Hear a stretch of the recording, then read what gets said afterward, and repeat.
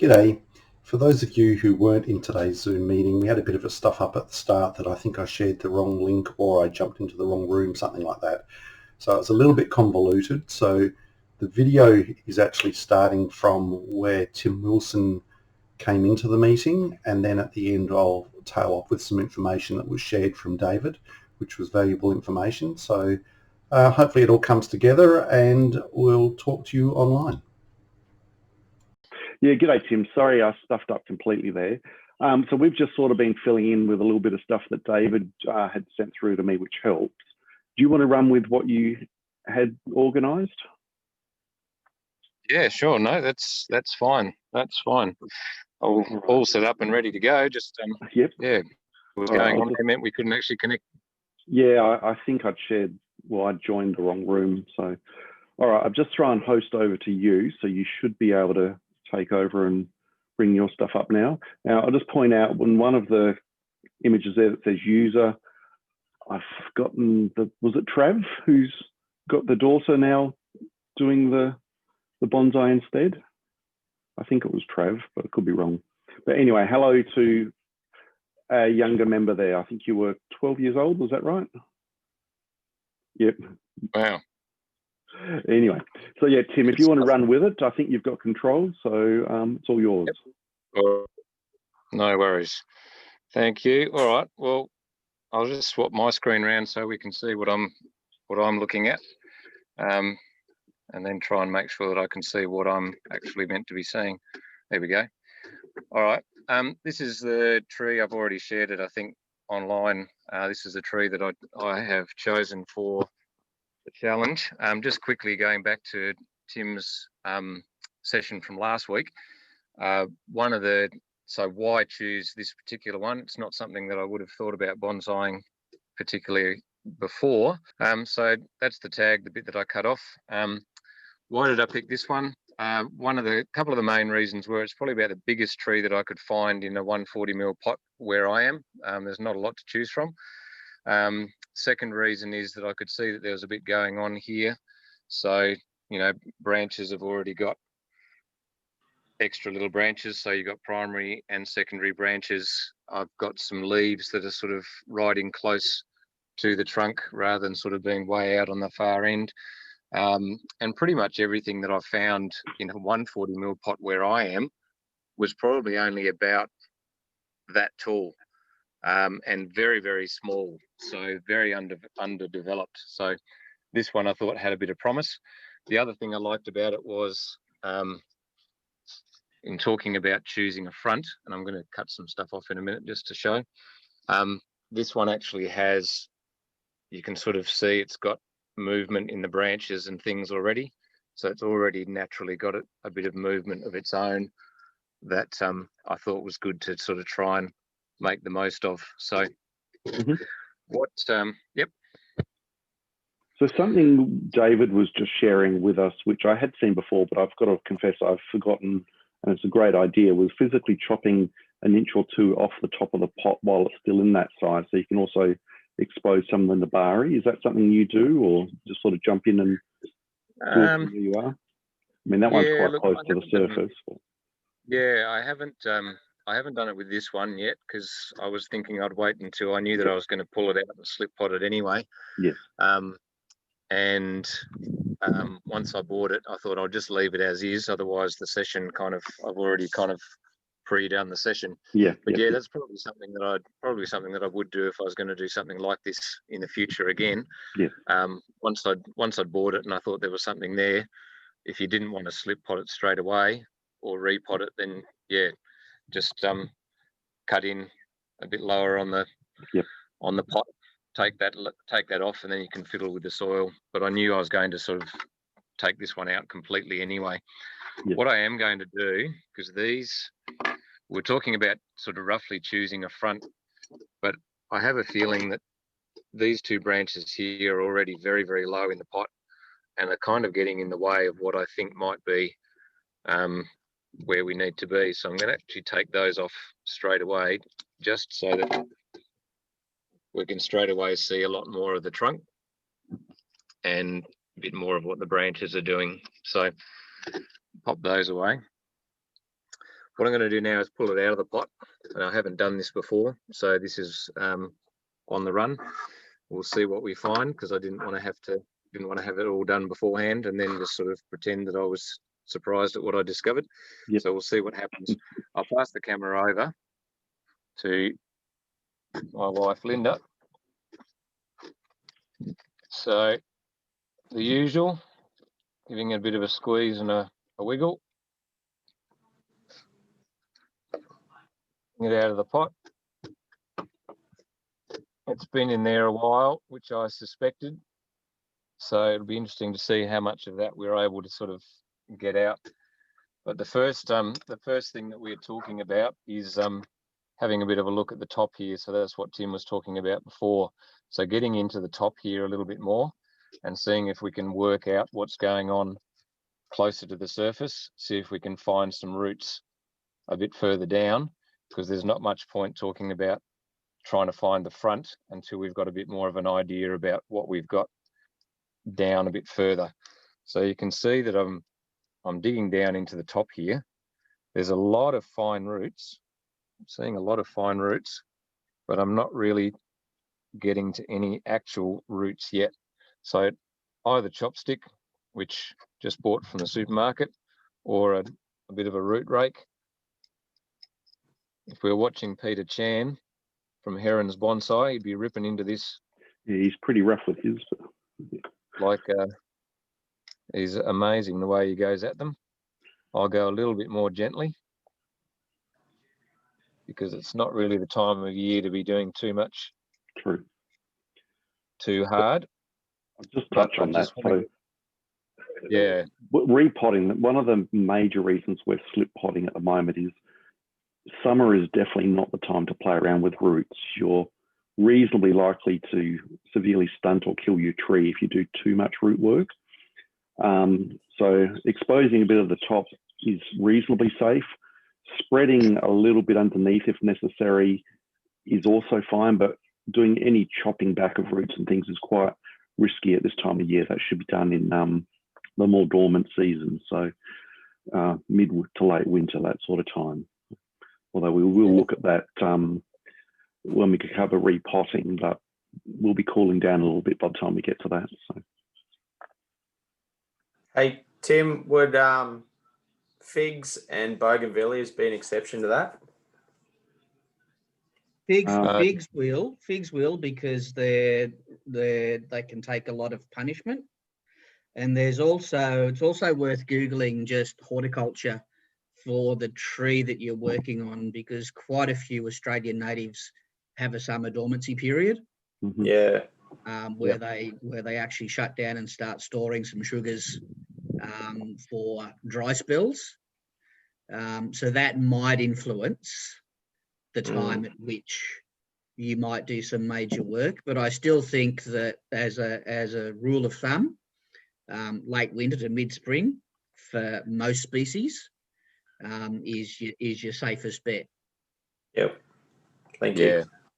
But I think also, like with a $10 tree, there's really no harm in experimenting. True. Yeah. If you grab a $10 tree, hack it to bits in the middle of summer, and it doesn't live, well, you've lost $10 and learned a valuable lesson. I've killed plenty of trees through experimenting, not knowing what I'm doing, but I've learned as I've gone. So, yeah, it's all part of the cause. Don't get too upset if you kill a tree. Just try again. Yep. Most people figure they're going to kill one or two along the way. Well, you're doing well if you only kill one or two, in my opinion, anyway. Depends how many you've got, I suppose, isn't it? You're not trying hard enough. Yeah. In 17 years, I've lost count of the number that I've killed. I go back through old photos and go, oh, that was a lovely old tree. I wish I had killed that. I've recently, I'm pretty sure it's dead. I'm just giving you a bit of time to see, but killed a rubber plant, which isn't really ideal for bonsai anyway. But it was the tree itself was about 30 years old. I hadn't been bonsaiing it for that long, but yeah, I did some root work. So it was rotting and it didn't like it. So, yeah. So each tree is different, and I think each state as well. So I'm in Tasmania here. We don't get a lot of, summer. We've got a beautiful day today, but we get a very cold very cold, generally wettish sort of winter. So we've we've got to be careful about when we do some of those types of things, and don't tend to see some of those trees either. So bougainvilleas and things down here aren't quite, what we're sort of working with. So I'm not going to go too much further on this, just because the idea today is, and it's not a good sort of time to be doing it. And the idea today is just to give a rough idea of what we're trying to do. But just to kind of give a bit of a look, what you're looking at, the reason why we're talking about going down in pot and down into the soil more, you can see here the beginnings of, so here's our trunk. We've actually used to be up here with soil level. So soil level used to be up here, and we've now got a good sort of 2 or 3, 4 centimeters further down. And what we're starting to see, I don't know if it's easy enough to see. You can see now where this flare is starting to happen, particularly on that left-hand side. What I'm also seeing is that over on this right-hand side, I've got something that I'm probably going to have to deal with later on. So it looks like there's a root, fairly decent sized root, that's going up and out rather than down and sideways. But I'm not going to dig around and try and work out what that's doing today because of those reasons we've already talked about. But this idea of looking for where the roots actually start to sort of flare into the soil is what we're looking at. It looks like it's got a bit of flare happening there. So I'm thinking something along those lines, perhaps. So if I turn it around this way, we kind of get a very narrow look at the trunk. If I turn it around this way, I'm now looking at that particular root that I was just talking about, which might or might not be a problem, but I don't really think I want to put that in the front at the moment in case it is a problem. So in terms of choosing a front, I'm thinking of somewhere where I can actually see this change of angle and the flare as it goes into the soil, and at the same time somewhere where I can sort of look at this movement in the trunk where it's curving to the left and then looks like it's going to curve back to the right. Now with this particular tree, I meant to grab a plastic bag, but what I'm actually thinking of doing down the track, I won't do it today, but down the track I'm actually thinking of probably taking out that entire top section anyway. Mm-hmm. I want to leave it on now just because we're going to slip pot, and the whole idea of slip potting is to give it a chance to grow and do its thing. And there's actually it's actually got quite a lot of new growth on it, which says it's pretty healthy at the moment, so I don't want to disturb that. But I'm actually thinking probably take off a lot of this top section, the most of the trunk that I've got, and not make it too tall, and then use some of these. That's got a very nice curve on it already, and use some of these lower branches as my main bonsai down the track. So we'll see how that goes. All right, so that's the idea of taking down the soil, seeing if we can find a bit more of a nabari or a root flare at the bottom and get a bit of an idea of what we're looking at. So I already know now that I've got a root later on that I'm going to have to do something with because it's going in a bad direction. So all I'm going to do now is I just generally work the outside. So like Tim said, this probably does need a bit more work at some point, but at risk of kind of mucking the whole thing up, what I'm going to do is just make sure it's got a bit of room to grow, and then we'll come back to this. And if I disturb enough of this outside layer, it just allows those roots to grow outwards into the new pot rather than continuing, which they have really started to do. This is really quite dense at the moment. So if I was doing this at a different time of year, I would be trying to take out quite a few of those biggest roots, but I won't do that today. So slip potting, all we want to do, well, all I do, is just make sure that the outside gets a bit of extra sort of combing, I suppose, so we can see the roots kind of getting fuzzy on the edges there, which means that they've got a bit of space and room. And then in the new pot, which is bigger, they get a chance to grow outwards into the new soil that we're going to put in there. So I'll just get up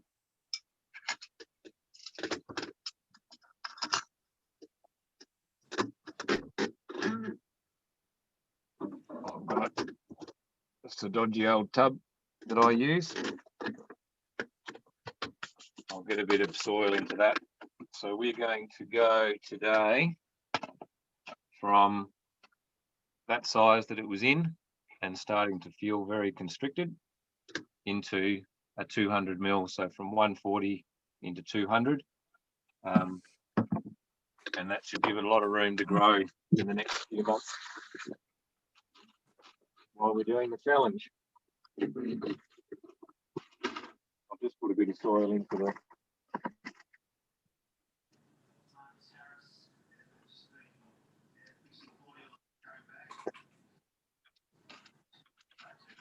container itself just so I can work with it. So with this particular mix, all I'm going to do, a lot of people do put drainage in the bottom. I'm not going to today. I sometimes find the drainage rocks at the bottom tend to just have a whole bunch of roots that grow straight down there. And I prefer to have it sort of a uniform all the way through the bottom. As long as you do have plenty of drainage in the bottom there, it shouldn't be a major issue. And the idea with slip potting is, so I'm going to just, which is what we generally do, make a bit of a mound in the middle so that it sits up in the middle. That's sitting on top of the mound at the moment. But I can then firm that down so that it goes below the lip of the new pot. And because of all these fine roots that are on the surface, you can see all these, it's got a lot of fine root on the surface there. I'm actually going to cover all of those back up again in this repot, because even though I've uncovered that section of trunk, I don't really want these roots here to die off when they actually look like they're, you know, pretty reasonable and pretty fine, and there's something that I would like to have in the future on the tree. So I'm just going to, what I am going to do is try and get as many of them as possible moving outwards from the trunk. So getting them to go away from the trunk where I can, without disturbing them too much at this point. If you're watching Nigel Saunders will, at the right time of year, root prune trees to within an inch of their life. But that's when you're doing it at the right time of year for the right reason. With a slip potting, all we're interested in is minimal disturbance and simply getting it into a larger pot so that it's got a bit more room to grow for the rest of the season. And what you don't want is to be putting the brakes on it. So if it's actually growing pretty well, which is what this one's doing, so all of this new growth coming out, this tree's actually doing a really good job at the moment. And I don't want to disturb it so much that I end up, you know, essentially putting the brakes on it and it's going along at a nice pace. A lot of videos when they're using things like akadama and pumice and things like that, they'll use a chopstick to kind of work the soil in. I remember seeing a Bonsai N, which is an Australian group. I think it's been shared on our site already. I remember them doing a slip potting. They've got a really good slip potting video. And I think it's Josh on that particular video said he doesn't do it if he's slip potting and he's just putting normal potting mix in, because the normal potting mix doesn't need, you know, all the air pockets. It doesn't tend to sort of have air pockets in the same sort of way that you need to work out like that. But it's often a good idea to give your pot a good tap on the side just to make sure that it does settle itself in. Press it down firmly, but not too firmly. One of the things is that you don't want to have too much air spaces. Roots won't grow into air spaces. But you don't want it so firm that it's going to soak up all the water and stay very moist and damp either. So it's a bit of a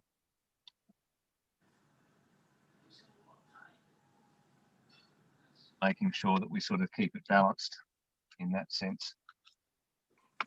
Okay. So I've got it to just below the lip of the new pot.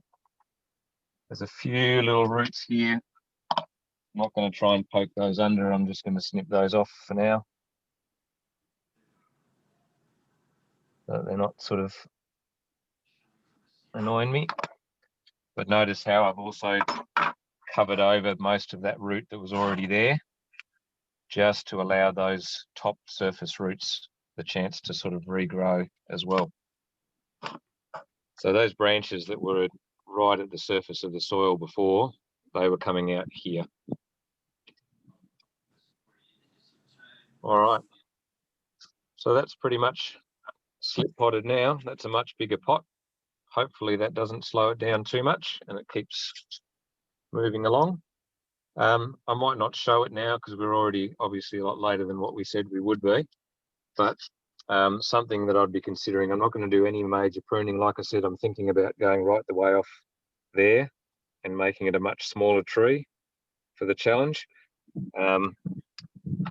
But what I would consider doing is on some of these lower branches, just taking a little bit off the tip of each one, just to allow some of the growth that's happening further in here to sort of get a bit of a move on. Because I think in terms of the size of the tree, even if I cut it back to here, I probably won't want branches this long.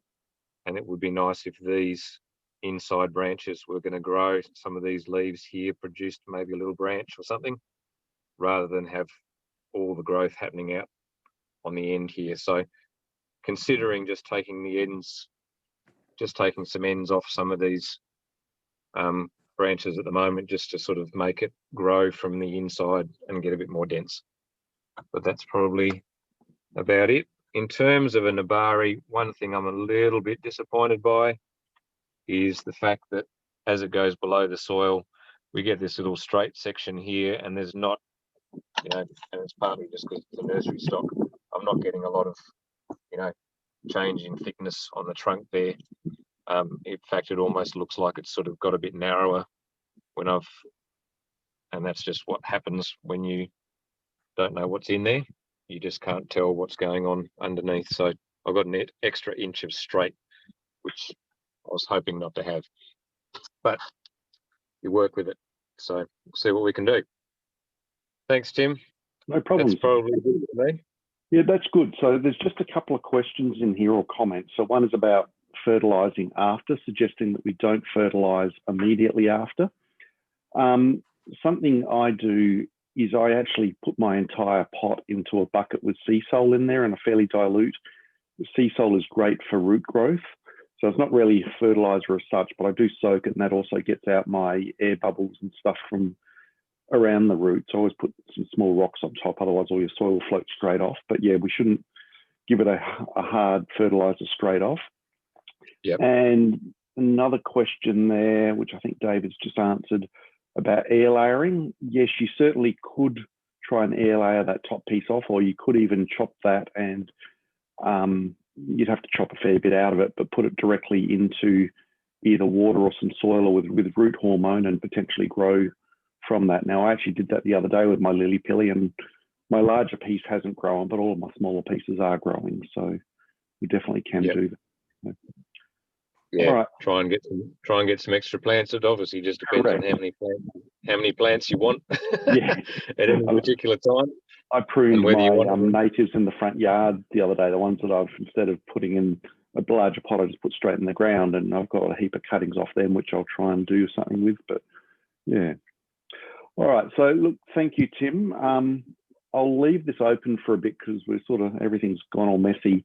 If anyone wants to ask questions or show us your plants and get some input or anything like that, now would be a great time to do that. But yeah, that was really good, both Tim, and thank you, David, for helping fill in while we sorted things out. So yeah, Good. throw it open to anyone to ask any questions.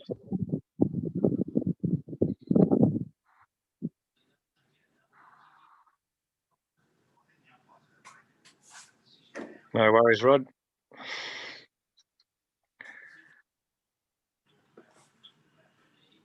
Thanks, And guys. thanks again to Tim, by the way, for setting all of this up. No I happily drama. said yes to this session several weeks ago, and then the closer it got, the more performance anxiety kicked in, and thought of doing it with all these people watching. It's all right when you do it for yourself in the backyard, but Yeah, a whole bunch of people watching was another thing entirely. So You did a good job. and look, be and most interested to of see how people go. the majority of us here are still relatively young in our experience in bonsai, myself included. So it's all learning as we go. So it's great to hear some which is with more experience and get different ideas, and yeah, so it's really good. no, Hey, I like Tim, the idea of the pot too, when you're putting all the soil together. It saved me from my wife murdering me next time I do it, because I get soil all over a table out the back here. Yeah. So it's a great idea. yeah. This is just the bottom of a chemical drum. So I have some chemical drums that the tops and bottoms of can make good growing containers as well. But this particular one, I just cut the bottom off and use it to muck about in. Yeah, mine's a laundry basket for the same sort of purpose. It's just been chopped down, and it saves me making too much mess. So I can even do it inside without too much drama. But yeah, it saves a lot of mess. That's Fran, there's a question. So in readiness for next week, so we go ahead and we do a split pot. Is that the idea? And can you go bigger than a 200 ml pot? I could be wrong on this, so other guys please jump in if necessary, but I don't think you should go too much bigger, because the moisture will tend to settle to the bottom of the pot and away from the roots. That's something I've heard. I don't know if it's really accurate, but yeah, so if you go for probably a wider pot's fine, but a really deep pot, which typically happens with wider pots, potentially your water's all going to go down the bottom because of gravity, and your watering won't be as effective. What do you other guys think about that? Yeah, I've also heard the same thing, Tim. So you should slip pot kind of in stages. So you slip pot, sort of a size at a time, rather than going from tiny to huge. And one of the main reasons as well, I think, is that the level of moisture, or the ability of the plant to take the moisture out of your potting mix, is dependent on the size of the roots, obviously, that are in there. So you're trying to make sure that the pot isn't much larger than the root ball that's gone in it, is what I've sort of read and seen, because the roots will then struggle to pull the moisture out, which then means that potting mix will stay wet longer. And so you can tend to sort of waterlog them very easily if they're in too big a pot. Now, the difference between that and the ground is that the ground's got kind of infinite ability to drain water out.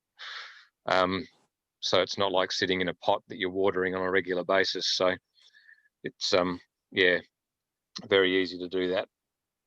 Waterlog your plants if you put them in too big a pot too soon, is what I've seen or read. Okay. Does anyone want to throw their plant up and get some input on possible shape and that sort of stuff? Tim, there was a question there about Namari development and putting, some ceramic underneath the roots in the slip pot. I would say, that's always an option. As a general rule of thumb, you start at the base and you work up. So ideally, you're trying to develop your roots first, but we're certainly not masters, and we probably don't have 50 years, and we're not going to be bequeathing our trees to our grandchildren or our students. So at this stage for this challenge, I wouldn't be trying to get any root flare. At this stage, you'd have to take off, as Tim was saying, you'd have to remove too much of the root base at this point in time, and it's the wrong time of year. Yeah, I tend to agree. Yep, but certainly when we get to that repotting stage, you'd be wanting to try, and Nigel Saunders does this a lot, and does really good videos on this one, just sort of spreading, so getting your roots to that point where you can spread your surface roots out as much as possible, give them a bit of room and a bit of flare. It will take time before you actually make that work, not 3 months, but setting them up for the future is kind of what you do when you do a proper repot, and you actually take a good look at the roots, get them going in the right direction, take off the ones that aren't looking good. Those kinds of things is what you'd want to try and do when we get to that stage, whenever that is, a few weeks or a couple of months down the track. It's worth having a look at some of Nigel Saunders' videos. At the moment where he lives, which I think is in Canada, it would be probably his repotting time, their winter. He's fanatical about root placement, so he tries really hard to get the radial roots, so he gets nice surface roots and things. So for interest, it's probably worth looking at, but that's really getting into much more advanced work than what we're trying to do at the moment. Yeah.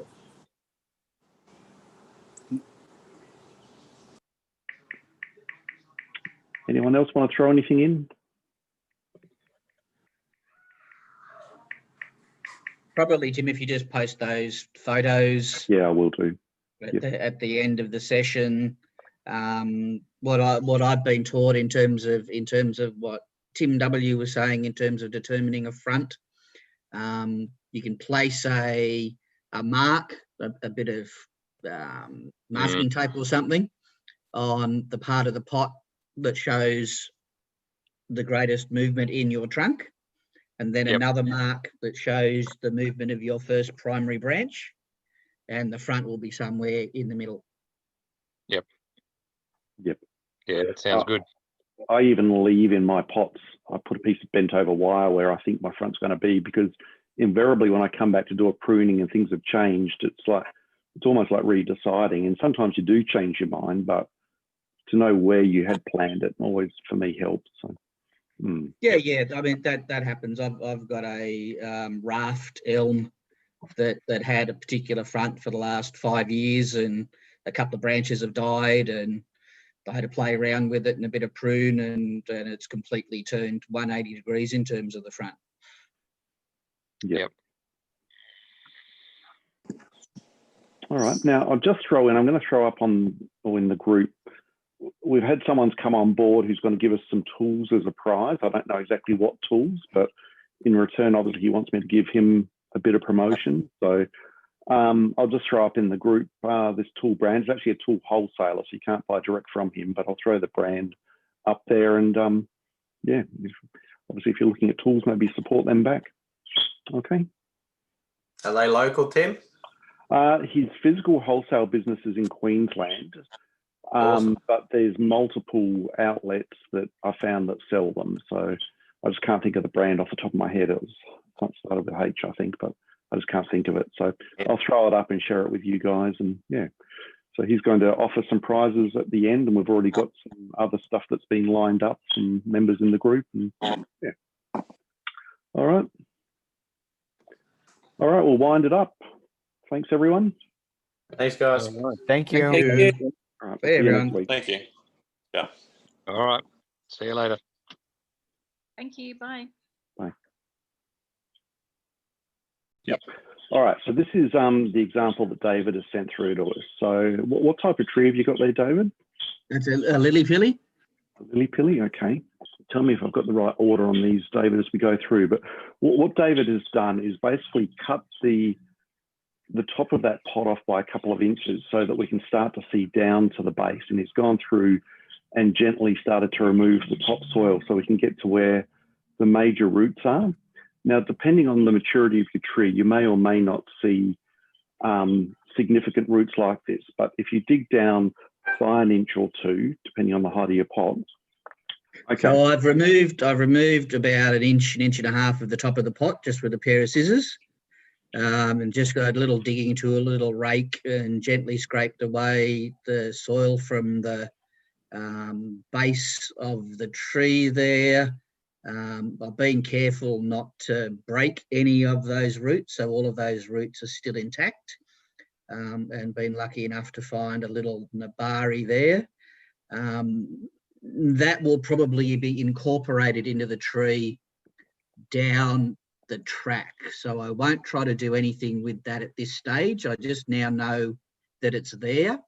I didn't take a photograph of the opposite side, but there appears to be another major root coming off from what looks like the back of that photo, but that was in that big clump of roots that's on the right-hand side, and I didn't want to dig through that too much. Just in choosing the front, I just wanted to know that there was a nabari there that could possibly be worked with in future. So when I slip pot this, I'll actually rebury all of those surface roots and come back to make it look like it was in the first photo. That way I don't get to 2 or 3, after the first major style, and fight with the front and then expose the roots and find all the nabari at the back. So I'm not intending to work with that nabari at this stage. I just now know it's there. All right, back to you, Tim. Thanks. I'll just switch to the next one. So that's just a wider shot showing the soil that's been removed, just using, in your case, looks like a paintbrush or a chopstick, but something that's got a soft tip so you don't jag too much at the roots as you're going through.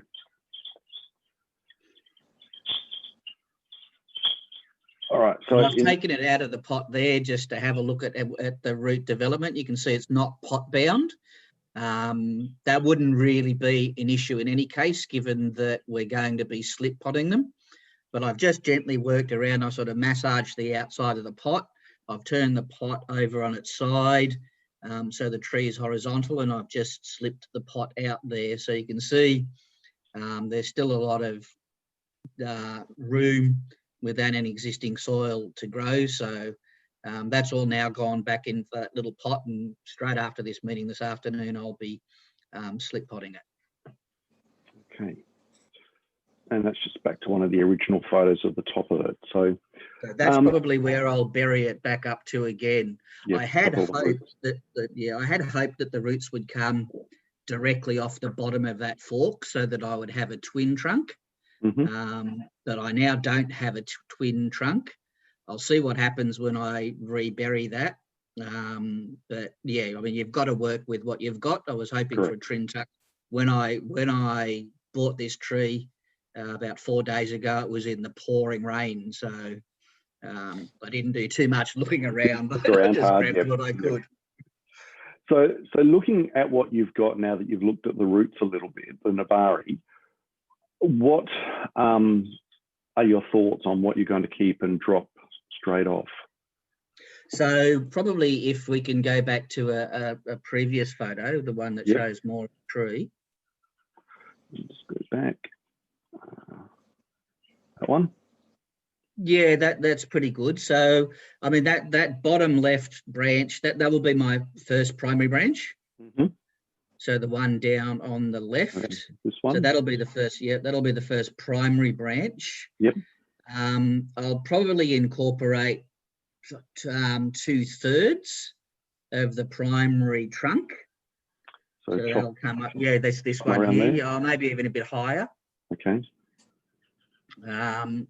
You can see, so behind what I'm looking for now is where the branches are bifurcated. So if you can see in the back, Tim, if you just take the cursor down to what's bifurcated mean? Sorry. Go on. What's bifurcated mean? Sorry. So what you're looking for is you're looking for a pair of branches. So anywhere where a branch splits and comes out in 2, you want to keep. Where it comes out in 3, you want to lose the 3rd branch. Yep. Yep. Okay, got you. So that's how you Thank you. build. That's how you build your ramification. So if Yeah, we, awesome. if we So you look take down 2 here a little bit, branches. just try and zoom. I can't zoom while I'm in the screen, but in here it's a bit hard to tell without rotating. But it looks like I've got a branch there, possibly one Yep. straight out the back. So Yeah. that's a situation we don't want, because that'll actually cause the trunk to swell or cause what we call inverse taper. So where there's multiple branches, you'll get a lot of swelling. So we'll normally choose the main trunk and another one of the other branches in a situation like that. The only other thing that you've got to consider is that you need a number of back branches. Yes. So that your tree has depth. Yep. But ideally, I'm probably looking for my first back branch to be below that blue line, Tim, somewhere between the blue and the green line. Yes. Yeah. I don't want the first back branch to be too far down. So you'll have Yes. your alternating primary branches. So we don't want a bar branch, which is 2 branches coming out at the same point on the trunk. Yep. And so you want alternating branches. So you have your first branch on your left, your second branch on your right, and the third branch is generally a back branch. And then you go up the trunk again, left, right, back. Gotcha. Yep. So if I was looking at your tree here, again, without rotating, it's a bit hard to tell, but I would probably say somewhere around that branch, I'd be looking at one that's sort of trying to fill in a little bit back, or possibly the side. Where this kink is here, it's often nice to try and get a branch on a bend, so possibly one out to the left there. Yep. And then, yeah, without actually seeing the tree, it's a bit hard to pick, but doing that type of thing. So, yeah, left, right, back type of arrangement. Yep. And then the first primary branch will come down, and so there'll be all of the growth on that left-hand primary branch will stop at about 1/3 of the height of the tree. Yep. And on the right-hand side will be 2/3. Okay. All right. So look, Tim has finally managed to get in. So I'm just going to quickly see if I can get him up here. Just one